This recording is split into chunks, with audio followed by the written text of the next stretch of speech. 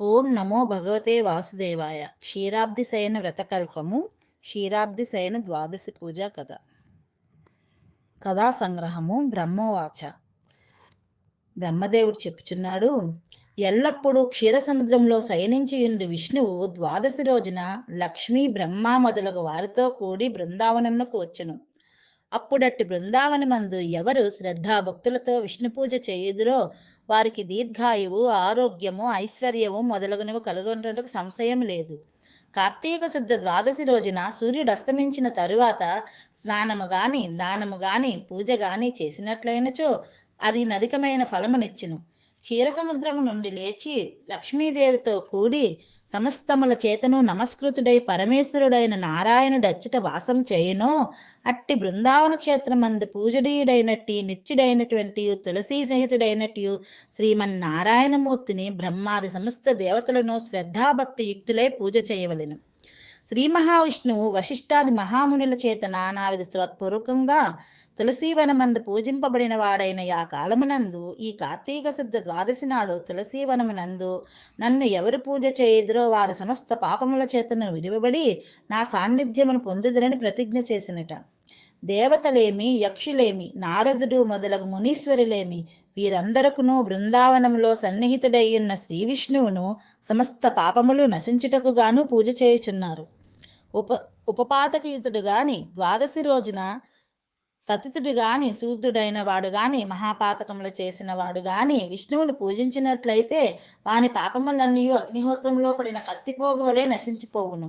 తులసీ సహితుడైన శ్రీ విష్ణువును ఏ పురుషుడు పూజ చేయకయుండునో అట్టి పురుషుడు పూర్వపుణ్యముల నుండి విడువబడినటువంటి వాడై రౌరవంబున నరకమ్మను పొందును. బృందావనమందు సన్నిహితుడైన విష్ణువును పూజించినచో స్త్రీలు, శూద్రులు కూడా స్వర్గమును పొందుదురు. కావున బ్రాహ్మణాదులు పూజ చేసినచో పొందిన ఫలము ఇట్టిదని చెప్పవలసిన పని లేదు. బృందావనము చాలా మహత్యం కలిగినది. అచ్చోట పూజించినట్లయితే విష్ణువునికి అత్యంత సంతోషకరమని పూర్వము దేవతలు, గంధర్వులు, ఋషులు మొదలగు వారందరూ బృందావనమందు సన్నిహితుడైన శ్రీ మహావిష్ణువును పూజించిది. కార్తీక శుద్ధ ద్వాదశి రోజున తులసీ సహితుడైన నారాయణమూర్తిని పూజించని మనుషులు కోటి జన్మములు పాపులుగా, చండాలులుగా పుట్టుదురు. కార్తీక శుద్ధ ద్వాదశి రోజున నీ బృందావనమందు శ్రీ మహావిష్ణువును అనన్య శరణ్యులై శ్రద్ధాభక్తులతో పూజ చేసినట్లయితే బ్రహ్మహత్య, సురాపానము, సువర్తశయము మొదలగు మహాపాతకములు గాని, గురితల్పగుణమును మొదలగు అతిపాతకములు గాని ఉపపాతక కోటులైనను ఇవన్నీ తక్షణమే అగ్నిహోత్రమునందు పడిన దూది వలె దగ్ధమగును. అట్టి మహాపుణ్యప్రదమగునట్టిది గాన తులసీ బృందావన సన్నిధానం నందు శ్రీ మహావిష్ణువును పూజించుట ప్రశస్తమై ఉన్నది.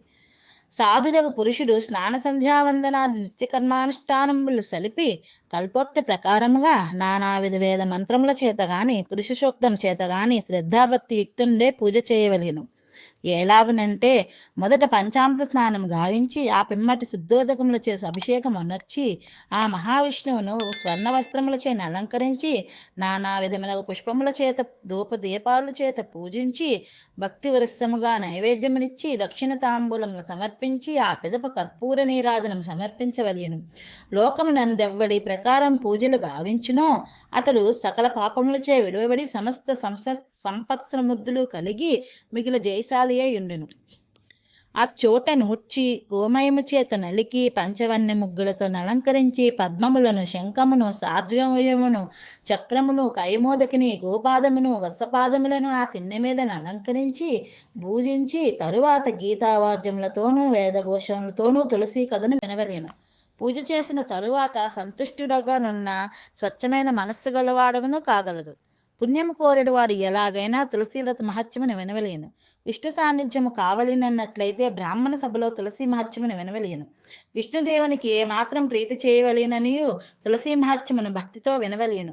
ద్వాదశి రోజున తులసీ కథను విన్నట్లయితే పూర్వజన్మకృతమైన దుఃఖములన్నీ వదిలిపోవును. ఎవరు దానిని వినుదరో, చదువుదరో వారు విష్ణులోకం పొందుదురు. అప్పుడు పూజకాలం నందు ధూపదీపములను చూచిన వాడు గంగా స్నాన ఫలమును పొందును. పాపము గల వాడెవ్వడైనను నీరాజనము చూసినట్లయితే వాని పాపమంతయు నిప్పులలో పడిన పత్తిపోగు వలె మండిపోవును. ఎవడు నీరాజనము నేత్రములందును శిరస్సునందును ఎద్దుకొనునో వానికి విష్ణులోకము కలుగును.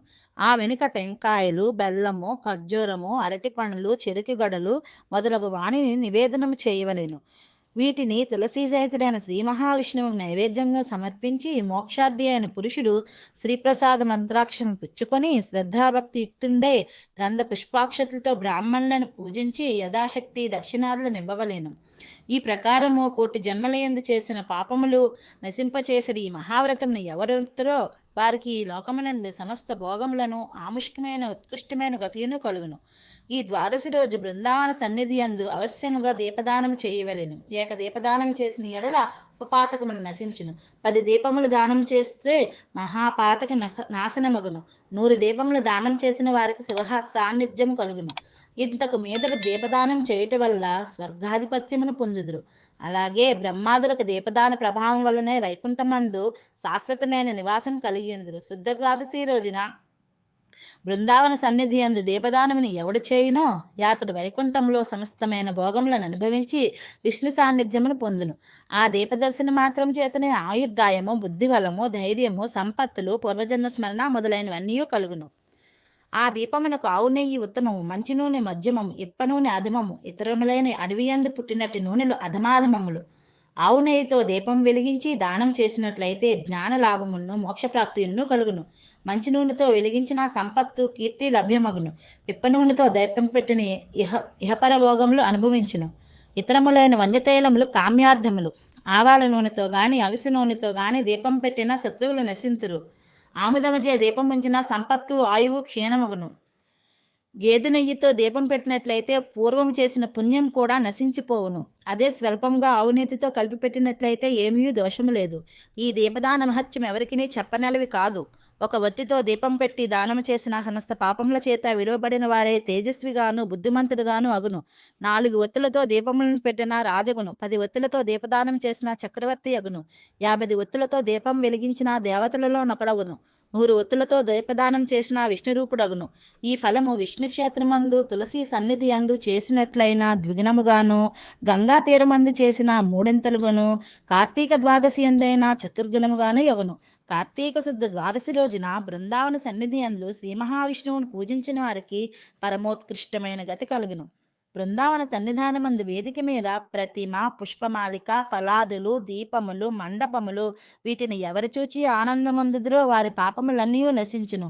ఈ ప్రకారంగా సాష్టాంగముగా శ్రద్ధాభక్తులతో నవరాచరింతురో వారు విష్ణు సాయుధ్యమును పొందుదురు. పరిశుద్ధమైనటువంటి దీన్ని సమస్త పాపములు హరించిన దీన్ని అయిన ఈ మహత్యమును కార్తీక శుద్ధ ద్వాదశి రోజున బృందావన సమీపమున శ్రద్ధతో వినివారును చదువువారును ఆయురారోగ్యేశ్వర్యమును పొంది అంత్యమున